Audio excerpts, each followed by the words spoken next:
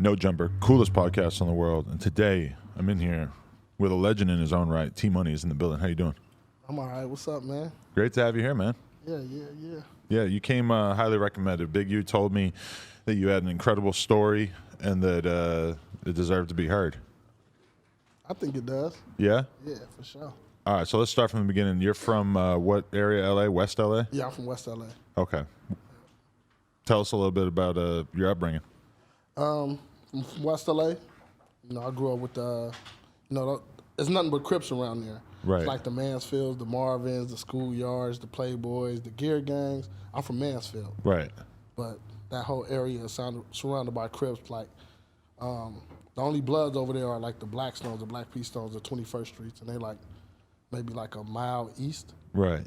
They're pretty close too, though. So those are the only Bloods over there. Did the jungles. Did the Crips get along for the most part? No. No. No. Not at all. No. It's more Crip on Crip beef than anything. Right. Even back then. Even back then. Yeah. So Because the Crips outnumbers the Bloods by so much. Right. Like it's always been like that. The Crips have always outnumbered the Bloods. Right. Makes sense. So what was it like growing up in that environment? Like, and what year are we talking? That you're... Well, I was born in 77. Okay. So, I pretty much grew up in the 80s. So, that's when gangbanging was at its highest. Right. Compared to today? Today? It was insane in comparison to what shit is like now. Because, like, even like the worst neighborhoods or whatever you go to these days, you're not really going to see, like, 10 dudes with bandanas standing on the corner too often. No, the dress codes has changed. The people have changed. The players didn't change. It's different. It's not the same no more. It's a little bit. It's kind of watered down. Right. I mean, everybody can be in the house on the computer, on their phone. Yeah, you can gangbang online. Right. It's definitely more, if you think about it. There's definitely way more gangbanging online than in real life. Gangbanging online. Like, not even close. And when they get on the streets and see each other, they're like, "Hey, man, it was just internet." Yeah. Well, sometimes. Yeah. Most of the time. You think most? Most of the time. Okay. Definitely. Okay. So, but from your perspective, like, what did you just know that you wanted to be from there from a very young age? Or you attracted to this lifestyle? LA is separated by gangs. So even if you're not gang banging, you're affiliated and you're from somewhere. You know, a lot of us, which a lot of people won't admit, a lot of us were from different gangs. Before we were from our original gang, it was like little crews and stuff like that. Like they had a crew called Nothing But Trouble. Then you had EWF, and you had Homeboys, and you had MVP. You had a lot of different gangs to where, because in certain eras, you have people that grow up with each other. So it's like my era, we had our crew of friends, and we like, we don't want to do what they're doing. We want to do our own thing. But eventually, because you're sharing the same area with these people, you end up either being from there, or because the little crews, of course, didn't last that long. Right. After a minute, you know what I'm saying? But at that time, we were doing what we were doing because those were our peers. Do you feel like these days it feels like the possibility of dudes creating their own crew seems like a lot less likely? Like now everybody kind of just they know they're going to have to identify with somewhere at some point. So like the new crew thing is less popular? Or? We figured that out a long time ago because the older dudes was like, either y'all turn or we beating y'all ass. Right. Some stood and some, Because I was interviewing some Chicago rappers the other day and they were just straight up like, yeah, we started our own gang. And I'm like, man, LA is a little different than that. It's not going to last that long. Interesting. So, are you just like, what are your teenage years like for the most part? Shit, a lot of my teenage years, I was in jail. I was in YA. You starting to get caught up early on? Yeah, I got tried as an adult at 16. And I got tried as an adult and ended up going to jail from like 93 to 2000. Wow. And what was that for? For attempted murder robbery. Okay. How'd that go down? Just in survival mode. No parents. I had one parent present, but she wasn't there mentally. Dad pretty much never was there. Really? I knew who he was, but he was. I didn't have a relationship with him. And your mom was checked out at this point? Just drug habit. Got, I guess, worse than what she intended it to get. Sometimes you have what you call it, like functional drug addicts. Right. So at one point in time, she was a functional drug addict and just got worse instead of getting better. And during that time period, was this the same story of like a huge percentage of people that you knew because crack was so new? Yeah, I mean, most of our peers were kind of going through the same thing. Some had one parent that was doing cool. Some didn't have any parents, and we were all going through the same thing in one way or another. Right. Do you feel like you went into the streets more because you felt kind of adrift and like lost without necessarily having those strong parental figures?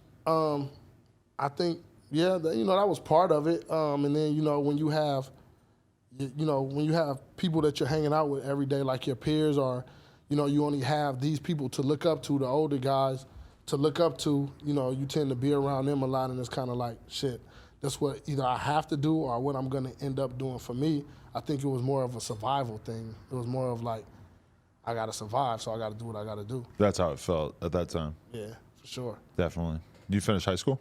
Nah. No, I never seen a high school classroom a day in my life. Really? You dropped out in what, ninth grade? 8th. Okay. 8th. And just started being outside all the time? I jumped off the porch early, man. Right. Yeah. What kind of shit were you getting into in that period of your life? All kind of shit. I mean, like I said, I was in survival mode, so it was more of trying to get some money, gang banging at the same time, because when you in that era, it was like, especially where I'm from, like my particular hood, we wasn't that big. And shit, everybody who knows my hood, they know we wasn't that big. That whole area is a bunch of smaller hoods for the most part, right? Yeah, I mean the schoolyards. Well, yeah, when you're comparing it to like the '60s or the Harlem '30s or the East Coast Crips, like in that area, our gangs wasn't as big as their gangs was at all. Yeah, nah. So, how did that impact you? Did that make you feel like you had to go harder to protect your shit? No, we definitely had to go harder. We definitely had to go harder because we were in West LA, and a lot of the gangs that were like deeper. LA, like South Central and stuff like that, they always looked at us like, y'all rich over there. Like, we wasn't, but you know what I'm saying? It wasn't, I guess, as bad as their area. So they always looked at us like, oh, y'all rich Crips. Like, y'all shouldn't even be gang banging. Y'all shouldn't be doing this. But, I mean, the struggle was the same. Right. The crack era was there. Motherfuckers didn't have no parents. So the struggle was the same. The area just looked different. Yeah. I mean, that is a weird part about LA, right? Yeah. There's like a lot of really, really bad areas that look pretty nice if you were to just cruise down the street. Yeah, especially, I have friends out of town, like from Chicago and from St. Louis, and they always say, like, dog, this doesn't look like the hood. And I'm like, nigga, this is the hood. Like, shit happens over here. It's not California's fault that it's sunny like 11 and a half months out of the year and that people have nice lawns and shit, I guess. Yeah, for sure. For sure. All right, so wait, you got caught up in that situation at 16, and how many years, or how did the trial go, or how many years? I fought the case for 2.5 years. Okay. Like for 2 years and maybe 2 years and 4 months. I fought the case before I even got my time. And so then, how much time did you end up taking? I ended up taking a 5-year deal. Okay. And you ended up serving 5 years?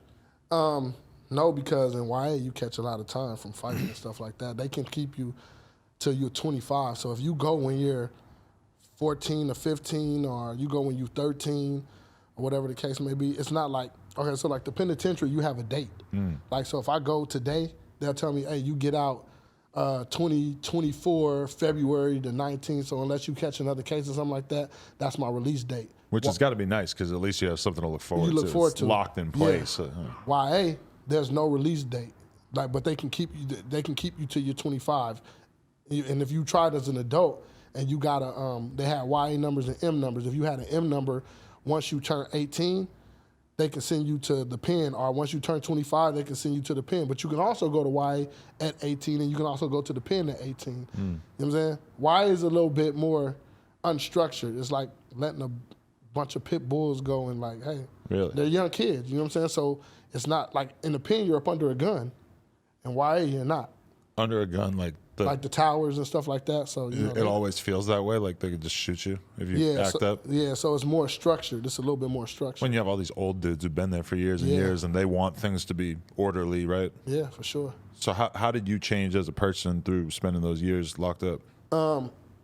What changed my thought process was me going to jail and having to be in, like, especially like with juvenile hall, like once you get to juvenile hall, that's when you start politicking. It's not the politics that's in YA and in the pen, but there's different levels to it.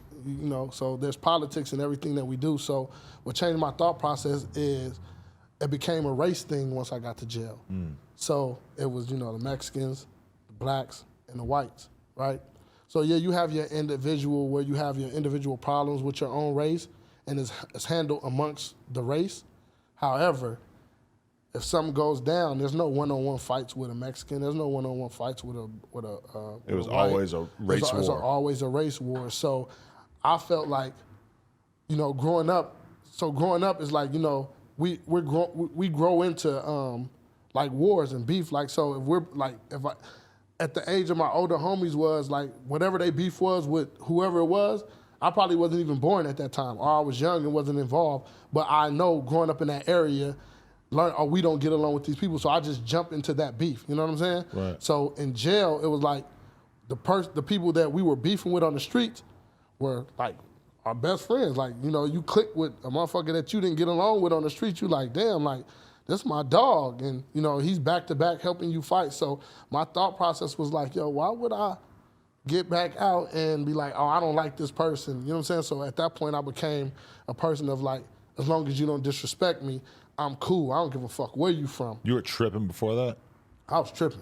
Like anybody you met was like an enemy if they weren't I from? I was tripping. Really? I was tripping. I was young, man, and I was young. I mean, I feel like a level of tripping in that regard was kind of like common in the 80s that doesn't really exist that often right now, where like people just aren't that like there isn't that like internal like hatred for everybody in that many people in LA because music changed that. Because with the internet, yeah, like you're more connected to people and you see how they live and shit. It's harder to just like blindly despise the other people, right? Yeah, music changed that. A lot of people wanting to be a part of certain things, like sports and our peers, doing sports and doing music. It kind of brought people together. Back then, like in my era, I wasn't involved in no music when I was on the streets gangbanging. I didn't learn how to write music until I got to jail, and that's having idle time and being in the cell and reading and certain stuff and being around people that did rap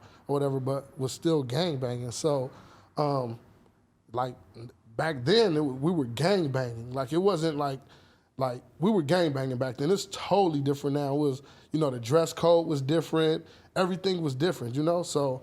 Even and I'll admit, like even being a blood back then, it was hard being a blood back then, like because like I said, the Crips outnumber the Bloods by so many. So anytime we go somewhere or whatever the case may be, even if we didn't get along with other Crips, if it was Bloods there, it was like we Crips, they Bloods. So let's put our shit to the side, and you know what I'm saying. So it was just different. The gangbanging was different. Yeah, it was just way more aggressive in general. Way more aggressive. Like you have to be grown. Like, because older niggas was killing kids. Like, and when I mean by kids, I mean like, not like babies. It was like, you know what I'm saying? Like, yeah, you had random shit, accidental. I don't think nobody went out just to kill kids. But when I mean by kids, at 13 and 12-year-olds, those are kids. Like, I was a kid. But I'm out on the block with niggas that's 20-something years old, 18, 19, out of school, and you got other niggas coming through that's grown. And you think they're going to be like, oh, he's 12? Now I got a rag in my pocket, I got khakis on, and I got a pistol on my hip. That's crazy. We were like, so you had to be grown if you was gangbanging back then. Right. No, yeah. It just always blows my mind how early kids get into it in LA. Still, even to this day. Yeah. So you grow up fast, man, and you grow up fast and you learn fast, like, For sure. But so the prison experience didn't sour you on gangbanging in general. It just made you kind of grow up a little bit in terms of how you viewed it? It changed my life. Right. It changed my thought process. It might do something for somebody else, but it actually, I think it saved my life. Right. So what happens when you get out? I start out, like I said, I learned how to write in jail, and I have a homeboy. Well, see, my area, like, so I have my homeboys are, like, they're a little bit different from a lot of other different hoods. Like, they were involved in music before I went to jail. I just wasn't involved in it because I was too busy gangbanging. So a lot of my older homies, like my homeboy Dougie D and my homeboy D-Mac, my homeboy K-Dog, they were all involved with music. They were actually, like my homeboy D-Mac and Dougie were real good friends with Puff. So they was doing a lot of stuff with him. So like a lot of people before I even went to jail, maybe it was like 13, 14, my homeboy Dougie was doing music. He was doing a lot of writing. He actually had a deal, I believe it was over at Mercury. I think that was the same label that Brian McKnight was on. He was like really supposed to be like the Will Smith of that era. Like he was doing that type of music. He had that type of look. He was actually dating Jada Pinkett at one time. So like I used to go to his house. They used to have parties and a lot of people used to be there. Keep your mouth shut about my fucking wife. Can't you just picture Will Smith over there screaming? Hey, I only said that because there ain't nobody here to slap me. All right, sorry. Nah. Very immature. What were you saying? Nah, so so when I used to go to their house, they used to have a lot of celebrities there. Like, so I was seeing it, I just wasn't involved in it. So you start realizing that you have opportunities and doors that could maybe open for you by getting more into the entertainment shit? Well, once I was in jail and I learned how to write music and my thought process changed, then I always knew I had an outlet once I got back. I didn't know if it was gonna work or not, but I felt like I always had an outlet with my homies, being involved in music and them knowing the people that they knew that I had been introduced before, but like I said, I was more in gangbang mode than business or music until I got to jail, because I didn't learn how to write music until I was in jail. And what was it like learning to write music in jail, given that you can't play a beat or whatever, right? Well, I mean, niggas is creative in jail. Yeah, you made it happen? Yeah, so I had a celly named Jackie Boy from Harlem 30 Crip. Okay. And he was, I guess, always rapping. And like, so we start, he used to rap in the cell and be like, oh, we used to be freestyling and stuff. And I just took the shit serious, like started writing every day. He taught me how to structure the songs and stuff like that. So my whole time, we actually, in East Lake Juvenile Hall, I started writing church raps and performing in the chapel. Wow. God raps, And from then on, my whole stay was just read, write, work out, read, write. You know what I'm saying? Like, so. And when you think about like that, prison sounds like, decent training for life, like just having that regimen and taking your health serious and working hard and stuff. Like, I mean, at least from that, it sounds like it probably helped you get into like a better mind state of what you wanted to do with yourself. Yeah, definitely. That's what I'm saying. Like, so when I got out and me not being, the type of person where it's like, I'm not gonna say, it's always gonna be in your heart. Like, I'm always gonna be a gang member. You know what I'm saying? Am I gonna be active all my life? No, I can be active. I can get active if I feel threatened.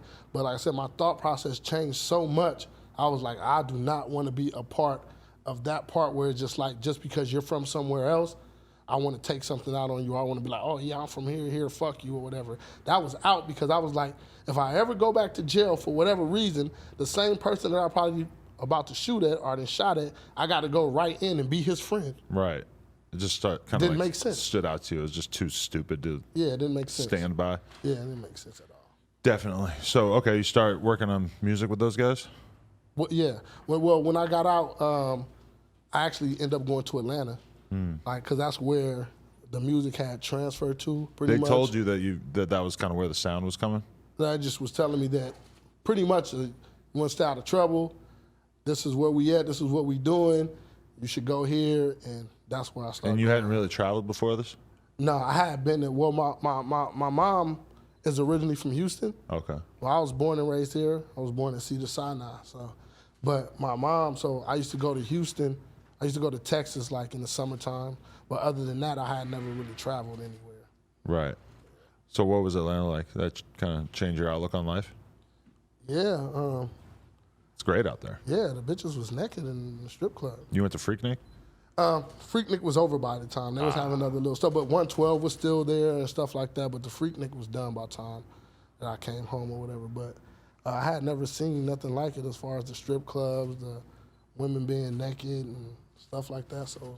And was it just a lot less war-torn than LA in general? Actually, when I look at it, right, for me it was comfortable because it didn't pertain any gang banging. Right. It was just more, okay, this is Atlanta, these are the people. But actually, Atlanta is more dangerous than LA. Really? Yeah. Just in general? Yeah, because you don't know who's who. Here, we have politics to where you can get robbed and say, oh, I got robbed on 39th and Arlington, and we like, okay, those are Harlems. Let me make a call over there and see if they know anything about it. In Atlanta, it's a melting pot. It's just like everybody from everywhere. So when things happen, it's kind of hard to track down certain things. You got all the surrounding areas from Tennessee, Alabama. You know, people come from the country, come kill something and go back to the woods, you know? Right. Damn, that's interesting. That's what you just said is kind of similar to when I was speaking to Wack recently about the thing about him not wanting to sign a Mexican artist. And like what I got from that basically is that he feels like the black gangs have codes of conduct. There's nobody who can come in and tell him what to do necessarily. Whereas in the Mexican shit, it's like there are higher powers that could just come in and decide that they want to be a part of any deal that you might have going on, which I wouldn't have necessarily thought about, but on a street level, to him, he's saying that makes him want to avoid those situations. Well, I mean, yeah, they're a little bit more structured than us as far as in the system, like you said. But I was in the halls. We was locked up together. Right. Me and Wack. Really? Yeah. So it was like that's what we know each other. It was for, like being on Clubhouse. Hell nah. He got pissed at me because I said that. I'm like, I think you learned to be really good at this whole Clubhouse thing from hanging out in prison and all those years and just talking about fucking whatever. That really got you ready for sitting on Clubhouse talking about whatever. Yeah, we've been knowing each other since we was kids, man. Right, for sure. Okay, so Atlanta, you're out there. How's all that shit transpire? Just moving around and with the people I was with, like again, they were involved in music. I ended up meeting this kid named Lil Zane. Right. And legend. Yeah, he at that time, you know, he was one of those people that we were looking at that was like, he's gonna be huge. Right. You know? So they had to he was signed to a company called Worldwide, this guy named Kevin Wells. And they had a joint venture with Puff. So I kind of was moving around with them, and something happened with Lil Zane one time, and I kind of took care of it for him. On a street level? On the street level. And he didn't have anybody looking out for him? I don't know, because I didn't know him before that. You know what I'm saying? I knew some people that was around him, and those are people that have the relationships with, for, you know, whatever happened, I wasn't there when it happened. Right. But the end result was me looking out for him. So it's been a long time. You can't tell us how you looked out for him? he got looked out for. Right. But there's a lot of levels of looking out. The people that did something to him wasn't satisfied with their outcome. Okay. You know? For sure. Yeah. So when he was doing Dr. Doolittle too. But this didn't feel like anything new to you, having to take care of that issue? It was regular shit, or was it above and beyond? It was different because it didn't have anything to do with gangbanging. It was more of politics shit. That was your first time being the fucking enforcer role? Yeah, that was my first time of being involved with something like that. You felt like you were in a mafia movie or something? Hell nah. That's cool though, man. I'd like to be that guy. Huh? I would like to be that guy. If shit didn't work out from here on in, maybe I could be that. No, probably not. You could be that guy. You have the you have the means to be that guy. Nah. I'm gonna find another guy to do that. But okay, so then after that situation, are you like fully tied in on his deal or whatever? No, I wasn't tied in on his deal. What happened was he had to come to LA, and I think he was doing Dr. Doolittle too. Okay. So he was telling me, because this situation happened in Atlanta. Right. So when Dr. Doolittle, when he was doing Dr. Doolittle, of course, you know, me coming back home, he's like, yo, I'm gonna be in LA, like, trying to fuck with you, like, you know, so when I got back to LA, I pretty much was tied in with him every day. And so I was moving around with him. So him going to the studio and working on his album, doing the thing, I was being introduced to all of these people, like all of these artists. Like that's the first person I met Tank to, the singer Tank. Oh, wow. Yeah, he's a solid dude. And that's how I met him. So Zane was the one taking me to different meetings and different places. And Akon's brother, Boo, so happened to be Zane's best friend. They were best friends in high school together. Okay. So that's how I met Boo. Interesting. And so were you working more on the music side of things, or were you the guy who was making sure that he didn't get robbed while he was in LA? Well, because that is a thing. Yeah, I was the person making sure nothing happened to him. Like, of course, I was trying to get in position, but I actually wasn't using that to get in position. Like, I actually liked the kid. You know what I'm saying? He was actually cool. I guess I was, you know, not knowing, like, just playing my position. Like, you know, when you get around certain people it's like you start playing a position whether you want to or not. It's like, this is what I'm here for, or I'm not gonna overstep my boundaries. Like, you know, so with me being with him and him taking me around and me meeting these people, I wasn't gonna go like behind his back, or, you know, that's just street code anyway. You don't go behind somebody's back and try to do something anyway. So I guess it just ended up being like that with me playing that role or playing that position. And then with certain people knowing me, it's kind of like, okay, he's with T-Money. But was it like that back in the day then too, where It's like always been like people that. preying on out of town artists? It was worse. Listen, man, Hollywood is soft right now. Back then, you couldn't just be in Hollywood. People were getting killed in Hollywood. Wow. You know what I'm saying? I mean, yeah, now, you know, you got people just robbing and stuff like that, but it was always like that. It was worse back then. Yeah. Like, it wasn't easy to be in Hollywood. Right. People think that's like the safe part of LA. Like, Yeah, nah, it's not. all these people in the hoods aren't stupid. They know about Hollywood. Yeah, like, it's not the safest place. It's just different now because like you see a fucking watch shop get robbed and then there's a viral video. It's on TMZ. It's on every fucking Instagram page and everybody's looking at it. You got to imagine that shit would happen back in the day. You got the owner traumatized. He's all fucked up. He loses all his product. But then who the fuck is going to find out about it? Maybe it's a little article in the newspaper. I mean, that's not not everybody's gonna see that, you know? I think what it is now is that they've normalized masks. So it's like, because of COVID, you know, when you see somebody walking up with a mask, it's normal. Yeah. Back then, you see somebody walking up with a mask, it's like either pull your gun out, get the fuck out the way, or prepare for whatever's gonna happen. Now, it's like when you're walking in, they're telling you, oh, you have to have a mask on in here. So now instead of just this, it's like, well, I'm gonna just put the whole thing in and fucking cameras and you can't see anything. And for most of my life, there's been rules at like malls and public areas that you're not allowed to wear a mask in general. Even like a fucking Halloween mask or whatever, because they don't want you to be able to steal shit and then, you know, or do whatever, terrorize people and get away with it. And then all of a sudden it's like, no, you have to wear a mask. And now if you're a criminal and you want to get away with it, I mean, you might stand out a little bit because you have a mask on, but you're not going to stand out that much. And I mean, it's normal. Yeah. It's normal now. That's why this is happening. I remember when COVID first hit and I was just going out to grab the Postmates and there's just 4 people walking towards me and they all got masks on and I'm just like, oh, fuck. And then I just realized it's like a family. They're just like not concerned at all. And I'm like, oh, fuck, all right. Yeah, COVID. Okay, so how'd that situation transpire from there? From where? With Zane, you're like working, doing all these meetings with him and everything. Oh yeah, I was like going to his meetings and you're starting to realize like I could work in the music business, like I could be a bigger role in all this. I mean, I was trying to rap at the time. Right. Oh, so this was already. You know what I'm saying? I was trying to be a rapper at the time. I'm fresh out of jail, pretty much. You know what I'm saying? He's taking me. I'm meeting all these people, and I just start. Sometimes when he would record, I start putting my input in with him. Like, yo, you should say it this way. You should do this. Like, you know what I'm saying? And then it became a thing to where it was like I just started help writing. And it wasn't like a thing where I was helping writing and was saying, hey, I need this publishing or I need this. Because at that time, I really didn't even know anything about that. I was just happy to be able to put my input in and help. And, you know, when I heard it, I'm like, yo, in my head, I'm like, yo, I helped do this shit. You know what I'm saying? Like, I did that. You know? So it wasn't even about the money. It wasn't about anything like that. It was about more of me getting myself in position and just being involved. Right. And then explain who Boo was to the people out there if they don't know. Well, Boo is Akon's brother who actually did a lot in the business at this point. You know what I'm saying? But that was his best friend.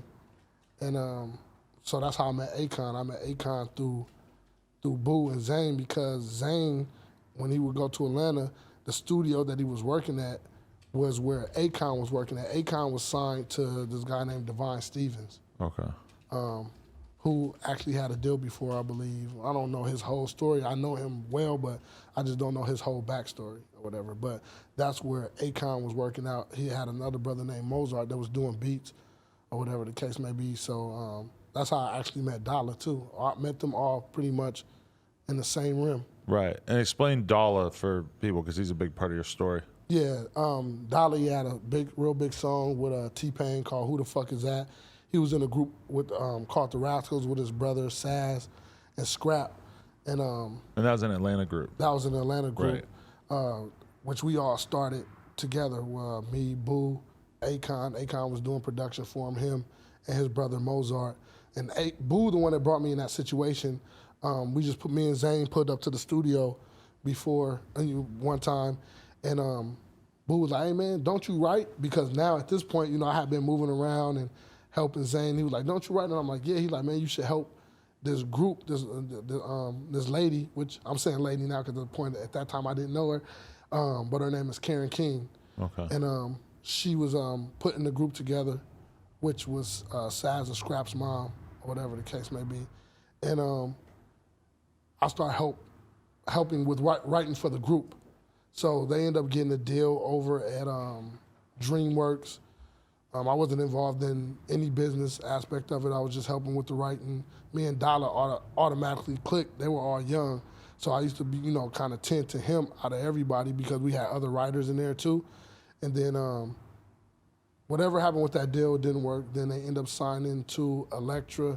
They end up becoming like Sean John models. Puff signed them for like Sean John models and stuff like that. Right. And they went on tour with B2K, and Sylvia Rome signed them. And I don't know what happened with her situation, whether she left Elektra, whatever she signed kind of got shelved, I believe. And that was one of the groups, the Rascals crew. So after the second deal, Dollar was like he wanted to go solo. So, and when I'm saying they're brothers because they are, but they, they're really cousins, but they all grew up together, so they say they're brothers. So, but Dollar mom specifically came to me and was like, "Yo, he want to do a solo project. Can you help him?" And that's when I started my company, and I was like, "Yeah," and I moved him to LA. So that's how that happened with him. And so when you moved into LA, what was your involvement? Just helping manage his career? Or were you involved he ended up signing to my production company. Okay. I started my company based on Dollar. You Really? know what I'm saying? Yeah. And you were that accomplished musically at that point that you were kind of handling everything in terms of the music stuff, or? Yeah, I mean, I was learning the business as I was going along, but I had been writing, I had been helping Zane and stuff like that. I had been around it at that point for a minute, you know what I'm saying? So when she did come to me, or whatever the case may be, I was like, this would change my point of from trying to be an artist to the business aspect. So you completely hung up the making music yourself? And I completely, just like the kid was fly, he was young, he had it, and it was like, yo. And you're looking at yourself like, I'm already grown as fuck. Yeah. Like, I wasn't even that old though. I was in my early 20s. Oh, really? Yeah, oh, okay. I was still in my early 20s. I'm picturing the story with you being like 29 or something. No, I was still in my early 20s. That's what I'm saying. Like, even at that point of me doing that, I was in my early 20s, and I started my company. I started reading music books and stuff like that. It was so much time that had passed by. So we kind of ahead of that. I found Game. Oh, okay. I got Game his situation. This is before you went to Atlanta, or? This is before I started like really moving around. Like Cam from Watts introduced me to Game. Okay. Game didn't have no tattoos, no nothing. I mean, he had like one tattoo which said Game on his neck. What year are we talking that you met him? This is early 2000s. Okay. This is like early 2000s, and because he came out in 2004. Yeah, so this had to be 2002. Okay. 2000, and that's what I'm saying. The time had passed, so I got out in 2000. So from that, from me meeting Lil Zane and all of that or whatever, going back and forth. I was already going to Atlanta, but I was going back and forth. Right. So Cam from Watts, you know who Cam is? I'm not. He used to be signed to Ice Cube. Oh, okay. Back in the days, him and Game's brother grew up together. So that's what introduced me to Game. So me and Game was originally going to do a group called the Black Sox, which was me, him, and his best friend, One Shot Hop. Okay. And I end up taking him to my homeboy D-Mac, K-Dog, and Dougie, and they end up signing him, right? But during the process, I'm thinking, okay, these are my older homies. I'm like, okay, I'm trusting them to keep me involved in everything, and they end up signing him. I got a check out of it, but it wasn't what I thought they were gonna do, and I'm not mad at that. And they kind of went behind your back? No, they didn't go behind my back. I took Game to them, but what they didn't do, they just didn't keep me involved in the paperwork. And me not knowing the business at that time, I got a check out of it, but it wasn't what they were gonna get. It wasn't. Right. I wasn't involved in the business from that point on, as far as like the structure of the deal. Did Game strike you as a star when you met him? Yeah, no, he did. I let him. The first person he rapped at in front of everybody was at Lil Zane's party. Right. And he had already got shot and all this shit at that point? Well, I didn't know him when he got shot. Okay. And But this is like a year or two after he got shot, or? I don't know what year he got shot in. That's always like part of his whole story, is that he like had this moment where he was just laid up, like, and just realized he had to rap. That's not true. Oh, really? Nah, he probably got shot, but the whole thing after that of how he got signed is not true. Oh, really? It's not. Okay, so how did he get signed? He got signed. Dougie walked him in. Like, he has this whole conglomerate story about, like, oh, he had this crazy buzz and this and that. Like, that's not true. Like, it didn't happen. He was saying, I was doing this on, I don't know if he ever sold dope or anything, but that was his story. Like, I was selling dope and this. I know as far as the music aspect of it, he was signed to a company called Desperados. We were all staying in Burbank in the same spot, me, my homeboy Jule from St. Louis, because my homeboy D-Mac had another deal at Capitol through Andrew Shack with Jule. So at that point, when Dougie, before that happened, Dougie D is the one that walked him in to Mike Lynn and this guy named Big Chuck. Like, so there was no buzz. My homeboy K-Dog is the one who gave him the money to go to the Bay Area to go record up there. So what he did up there, we don't know. If he signed something with JT, the bigger figure, we don't know. But me and him was going to the studio every single day. My homeboy K-Dog studio had a studio on Cahuenga and Hollywood Boulevard in this big ass building. We were writing together. We were doing the shit together. Then Loon at that time also from Bad Boy, the one that just got out of jail, got signed, and that's my childhood friend. So when he moved from New York, he was hanging with us in the hood. Like, he just did the check-in with Big U, and he mentioned, like, the Mansfield. Right. They mentioned my name and stuff like that. So my homeboy K-Dog gave Game $700 to go to the Bay Area to record what he was going to record. Whatever he did up there, we don't know. When he came back down with what he recorded, my homeboy Dougie walked him in to Mike Lynn. He didn't know Mike Lynn. Like, the story is saying Mike Lynn came and Dre said, I don't care if you come back, shot, killed, the stab. That shit, none of that shit is fucking true, bro. None of it is true. It's all a fucking lie. It's all made up. Who's Mike Lynn exactly? Mike Lynn worked for Dre at the time. Okay.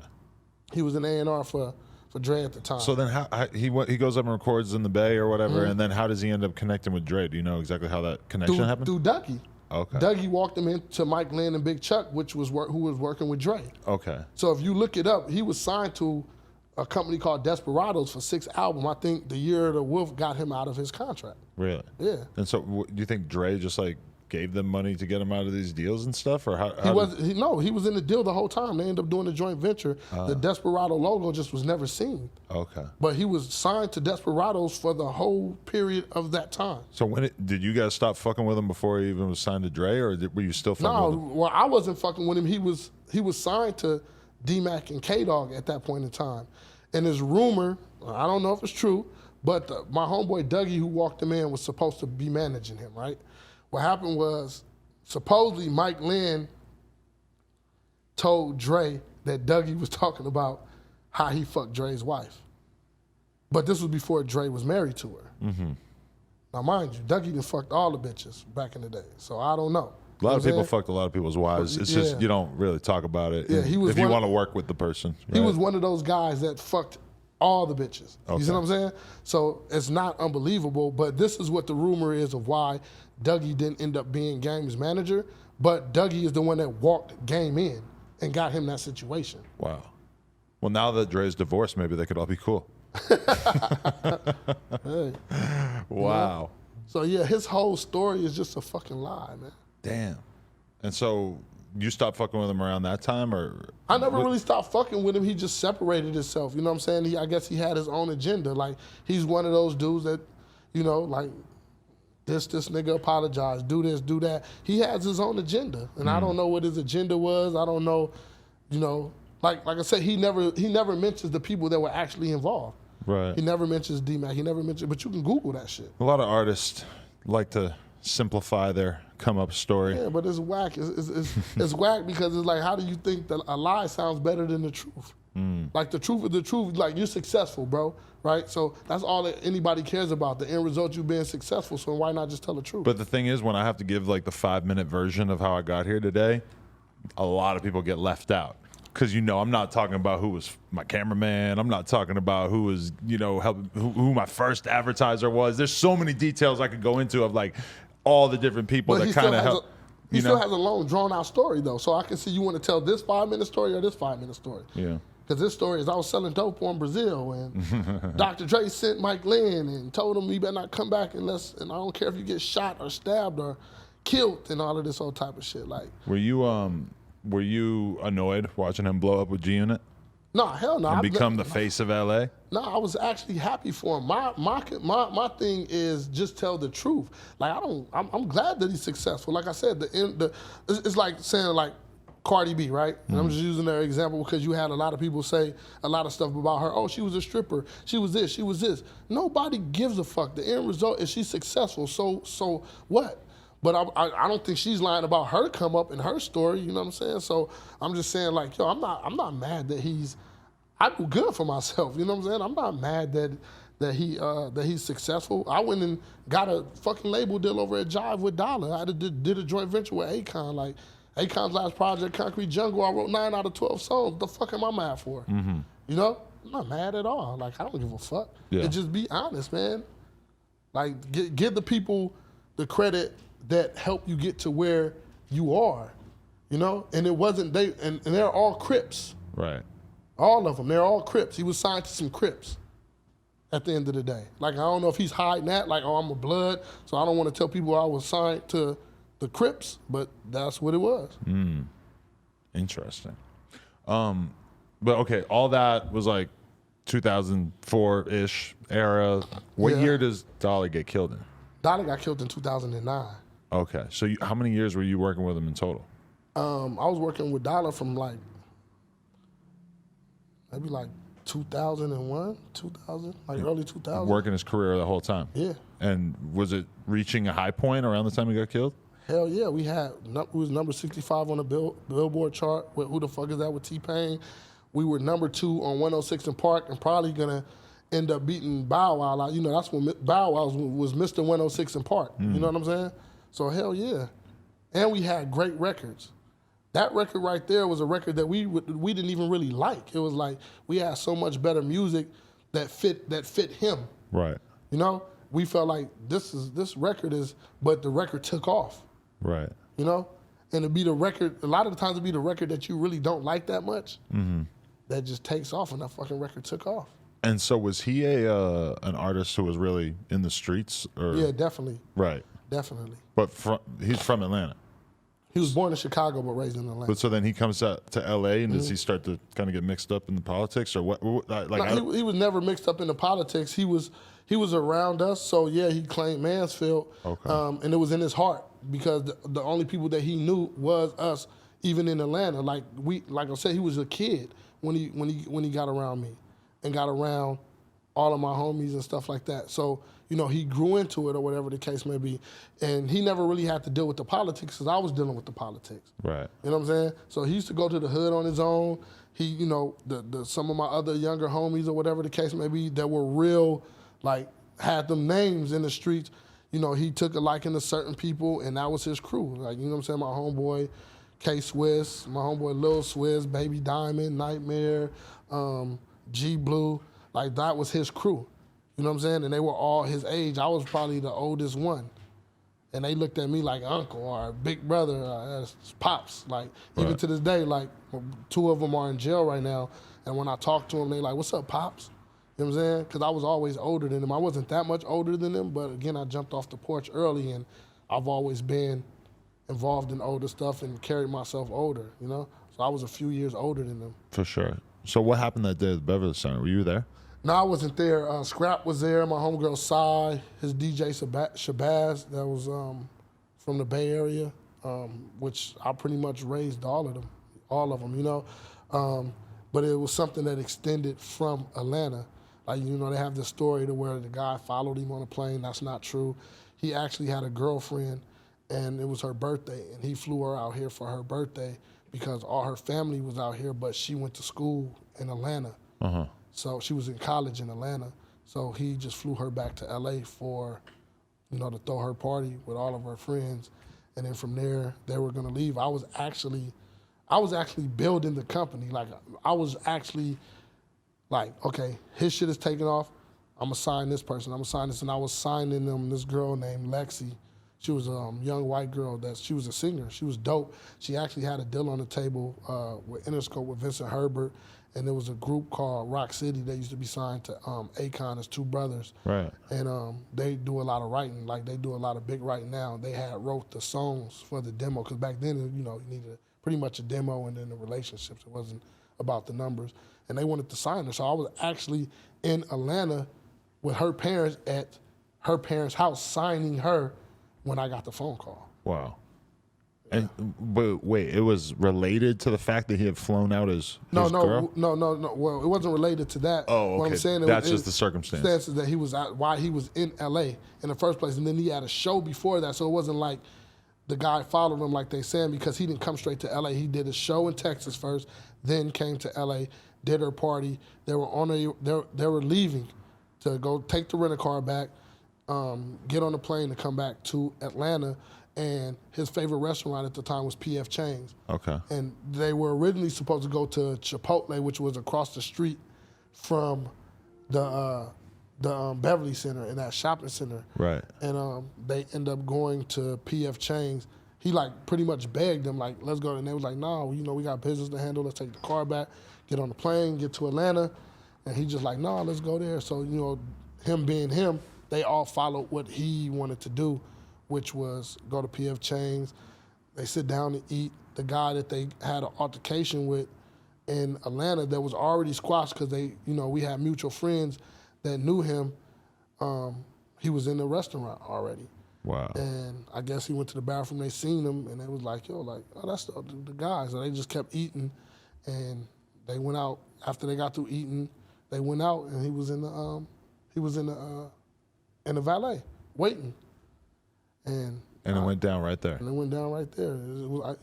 It was out of fear, thinking that they probably was going to do something to him. And because you got to think, I'm from L.A. But if he left first, yeah, then he could have just left, right? Yeah, but I think, and I don't know, but you hear stories or whatever the case may be. I guess whoever he was with was saying, oh, like they got a lot of power out here. You better get them first before they get you. But I don't know how true that is. So you know what I'm saying? I'm just telling you what I heard as far as the aftermath. Right. But again, like I'm from LA, and I don't care if I see my worst enemy. I'm not shooting him in the valet of the Beverly Center unless my life is threatened and I have a gun. And Dollar didn't have a gun. Nobody would have had a gun. So I don't know how he could feel threatened. Yeah. So I feel like it was out of fear. Like anybody that does that right there at the Beverly Center in Beverly Hills, I'm from LA. I'm not doing that. Yeah, because you're saying like, oh, it goes down in Hollywood, which is true, but when you think about like the fucking Beverly Center, it's a nice ass mall in a nice ass area. So like probably the least dangerous part of Hollywood, or at least one of, and that's like the last place that you would picture that going down at. Yeah. He did it in the valet. Like I can see if it was in Hollywood leaving outside of a club, this was in the valet. Wow. So how do you even attempt to manage this? Like what becomes of your life at that point? Shit, like a regular human being, you have to handle things mentally. There's nothing physical about this world. It's like no matter what happens, if, you break down mentally, it's all over with. And, I went through my depression stage. And right, because you built your whole life around this guy. Yeah. And feeling like, and not even really just building my whole life. Is like when you come from where I come from. The business and part in the business part, and you cease the opportunity. I lost pretty much my brother, my little brother, my son. Like, somebody that I pretty much had something to do with his life for a long, for a period of time of grooming him or whatever the case may be. So, and him being with me, moving to LA with me, his mom allowing him and trusting him to move to LA with me, you know what I'm saying? Then it's kind of like it fucked me up mentally. It's like, damn, like, and I've always tried to protect him and make sure nothing happened to him. And, she's not mad or anything because it didn't have anything to do with any gang shit. I wasn't there for the first altercation, and I wasn't there for the second altercation. You know what I'm saying? So it's not like she's mad at me or whatever the case may be of that happening to him. But it fucked me up. You know what I'm saying? Because it's like you can always get money, but I can't get him back. Right. You know what I'm saying? And it's like I said, I feel like I lost my son, and it's like, damn, like, and it was something that's like me coming home and accomplishing the shit when people counted me out. Yeah. I was counted out a long time ago. You know what I'm saying? Growing up, it's like, this nigga ain't gonna make it to 18. That's why I said I feel like jail saved my life. You know what I'm saying? Because the nigga was going hard. Did you start to doubt if you even wanted to do this music shit? I stopped doing music for a long time. I started like focusing on TV stuff, and I lost the passion for music. And Akon called me. He was working on his project, and he pretty much kind of got me out that slump. Like, yo, come to Atlanta. I need help with this project. It was a street project he was doing, so you know, with him traveling to Africa and being kind of out of tune, he was like, yeah, I know you in tune with all this shit. Come help me. So I went to Atlanta. He'd be in Africa, and I'd be in the studio just writing. He'd be like, yo, they got the beats there for you, the beats that I picked and this and that, and I would just write for him. Really? Yeah, and I ended up getting 2 singles off of The Concrete Jungle, which was a song called We On with Yo Gotti, and then a song called Throw That D that DJ Felly Fell produced, but his politics was kind of fucked up, so. Right. That's crazy to think that Akon is so famous and busy that he could have an album being worked on and he's just off doing other shit, and then he's just got his team working on the project and he's not even around for it. Yeah, I mean, well, but don't get me wrong, like, right? That dude writes and he does beats. It was just like a lot of the street shit and, you know, certain things. So when he did come in, he would write his own. It's not like he don't write his own shit, and he wrote for other people too. But this particular project, I had a lot to do with it. Actually, me and his name is Money Man now, but he used to be called J Money. Money Man. Was it Money J? No, it was J Money. But I know Money Man. He's big now. Yeah, Money Man. Me and him worked on that project. Oh, wow. He was signed to Akon. That's crazy. I didn't know that. Him and French. That's how I know French Montana too. They were all signed to Akon. Wow. Red Cafe, Kobe Adonis, Cartier Official, YB, your boy from the Bay Area. Right. They were all signed to him. But at that time, me and Money Man pretty much did that whole project. I don't know what your financial situation was like before this, but I would assume that getting writing credits on a bunch of huge Akon records probably changed your life a little bit. No, it didn't change my life. You were already doing good before that? Yeah, pretty much. But that must have been a nice check. It's probably still a nice check. No, because I did get paid for it, right? And I did get a percentage of every song that I wrote. But have you seen Akon with an album out? A lot of it was fucked up. Like, oh, you know a lot what I'm of it saying? didn't even come out? A lot of it didn't come. The 2 songs came out. They ended up putting a cease and desist on it. Really? Yeah. Wow. So what, his label shit was fucked up? Yeah. You see, getting sued now by the person he was signed to. Oh. God damn. So it'll be a lot into that. You know what I'm saying? Right. So how long after all that was the situation with Suge? The situation with Suge was in 2014. Okay. So that's one of the most recent things on our list of things to talk about. Here you go with the bullshit. Well, you know, I got a nice little list here, you know. But okay, so you go to a party. Mm-hmm. Under what conditions did you go to the party? It was you were just going to have a good time, or? And what kind of party was it? It was the VMAs. It was the VMAs. The VMAs. It was Chris Brown's party. Okay. And I know all of them. Right. You know what I'm saying? Like, I have a cool relationship with, you know, a lot of the artists. You know, like I said, French I know from before he was signed. Right. You know what I'm saying? When they were doing the DVDs and shit or whatever the case may be out there, I met him through Ja, which was one of Akon's managers at the time. He's from Brooklyn. So, like, I had a lot of the relationships that I have with these artists is before these niggas was signed. You know what I'm saying? And so I had this relationship with just from moving around, doing my own shit, whatever I was doing. You know? Right. And so, yeah, I ended up going to the party and, hey. Somebody shot Suge? Yeah, I guess he made somebody mad. Right. And you had nothing to do with this? Nope. You weren't around it? I was there. I was at the party. But did you see it, or were you like close to it, or were you completely I don't know uninvolved? where it happened at in the club. All I know is I got accused of it. Right. You know? I don't know. So did you get accused of it immediately, or did you get accused like later on? Nah, they came like maybe like 3 months later. Really? Yeah. Raided the spot. Took me to jail. What kind of evidence do they have? They ain't had no evidence. They had hearsay. They said they had he say, she say. If it was at a crowded party, wouldn't there be a bunch of witnesses to say that you were doing something else, or that you, like, they would have to have a bunch of eyewitnesses, right? I mean, I don't know. Shit, I don't know. Shit, they didn't. I guess whoever shot him, they don't have him either. So I guess didn't nobody see it. So what happened to those charges? They end up dismissing that and charging me with felon with a firearm because when they raided the spot, they found a gun that had nothing to do with nothing, no nothing on it, and because I was a convicted felon from when I was 16, I had to go do time for that firearm. And so you knew that you weren't supposed to have that gun, but it was just basic self-defense shit? Basic, just having a gun. We in L.A. Right. I'll never carry a gun to use it, but you got motherfuckers out here robbing people, doing shit, you know what I'm saying? Did you know Suge before that night? Yeah, I know. Did you get along? Yeah, we were cool. I mean, we didn't have a relationship, but we were cool. And, you know, see each other, basically, hey, what's up, how you doing, what's the name? Interesting. Crazy. Okay, but then you ended up having to do that little time or whatever. Yeah. And did that feel like just a huge step backwards in your life? It definitely was a huge step back because I hadn't been in trouble in so long. What was it, like 2 years you said? That I had to do? Yeah. No, I only had to do a year. Oh, okay. But I hadn't been in trouble in 15, 16 years. And you're getting at this because when you went to prison the first time, you weren't used to shit. Now you're used to living a good life and being around nice shit, right? Yeah. So it was and I didn't the having shit wasn't really the main thing. Right. But just even being comfortable. The politics of having to go back in there and turn into somebody that I wasn't anymore. Really? Yeah. Now I got to go deal with politics because I can't go and say I'm not from anywhere. Right. You know what I'm saying? Like, I can't go in jail and say, and somebody say, hey, where you from? I can't be like, well, I don't gangbang. Right. Now I'm back in gangbang mode. And you hadn't been there necessarily for a while? I hadn't been there in a while.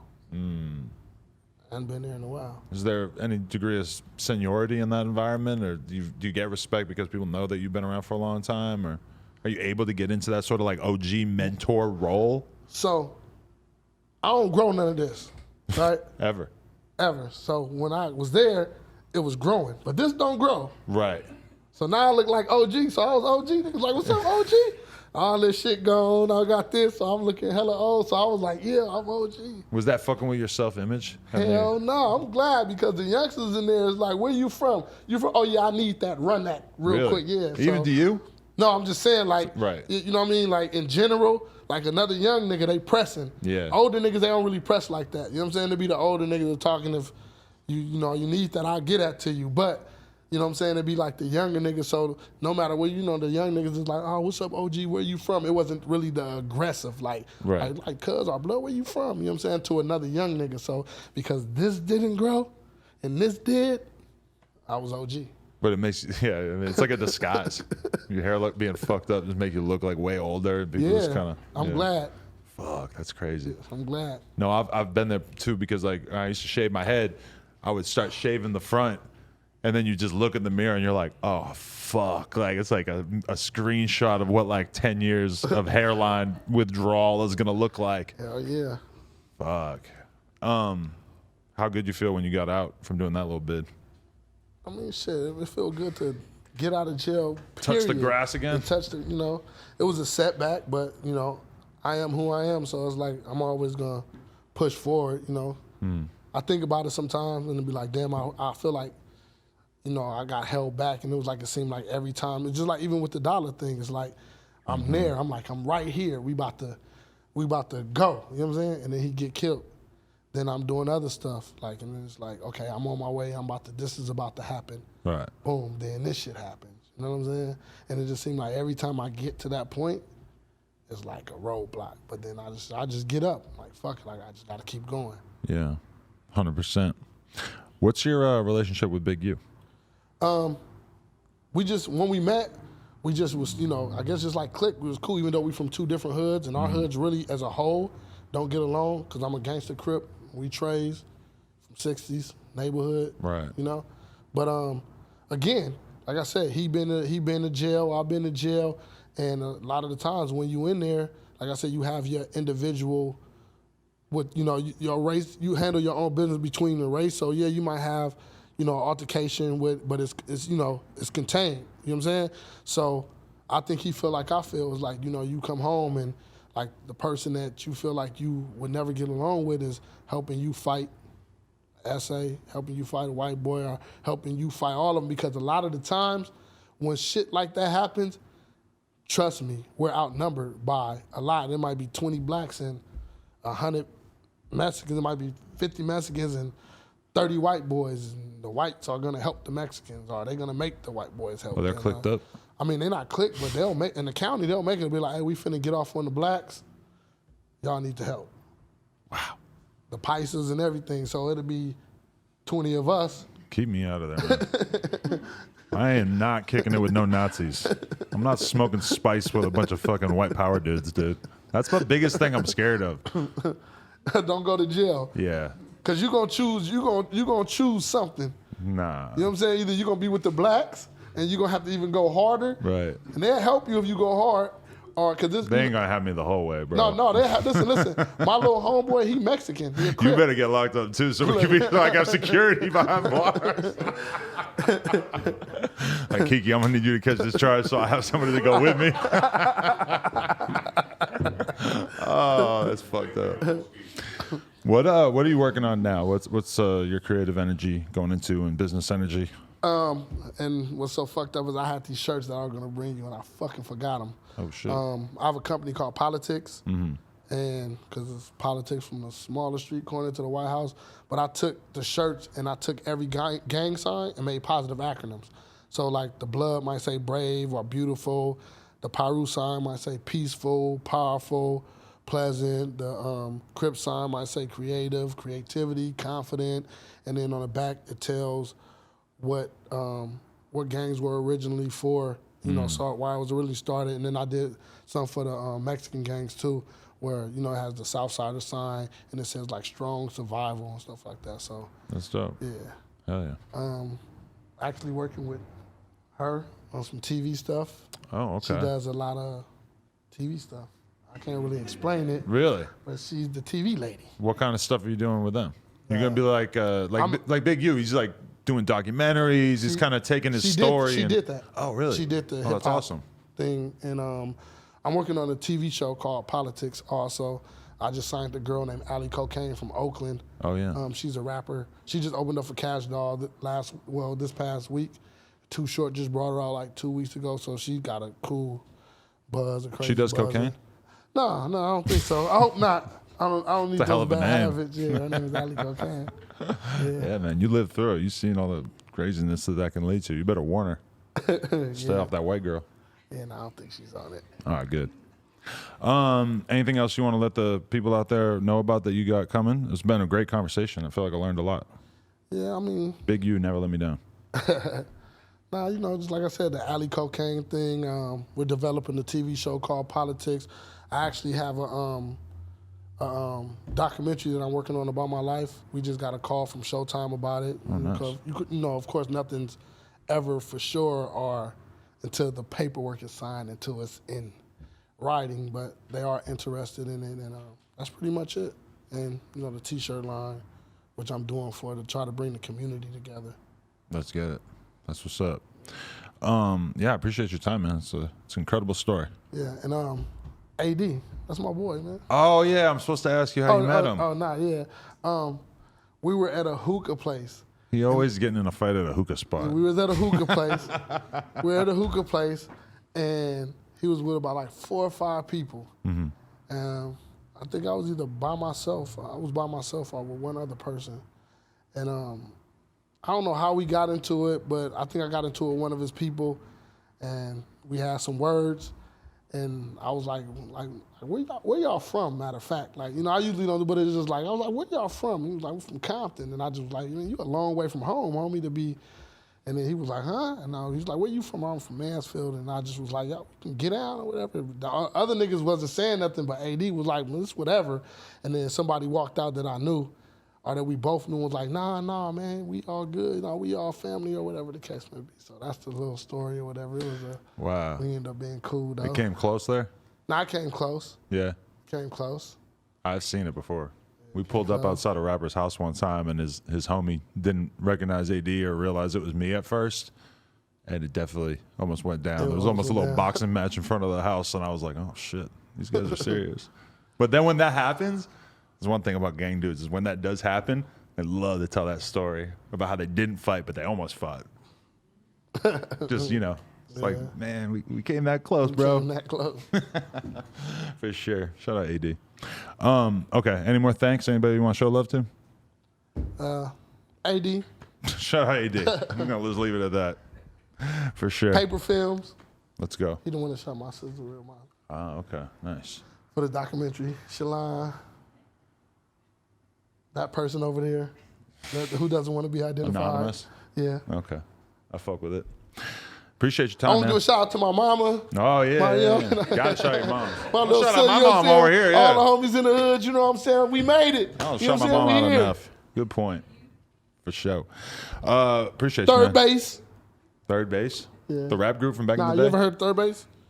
You should go there. It's a sports bar. Oh, really? Yeah. You about to give me that watch? Oh, I saw you taking it off. I'm like, oh, shit, am I getting a gift? I'm like, this is the best interview ever. Oh, fuck. All right, I appreciate you, man. Yeah, you too, bro. Much love. Yep. No Jumper, coolest podcast in the world. Check us out on YouTube, TikTok, Patreon, all that shit. Like, comment, and subscribe. NoJumper.com if you want to support. Tap in with my man as well. Instagram in the description. Appreciate you.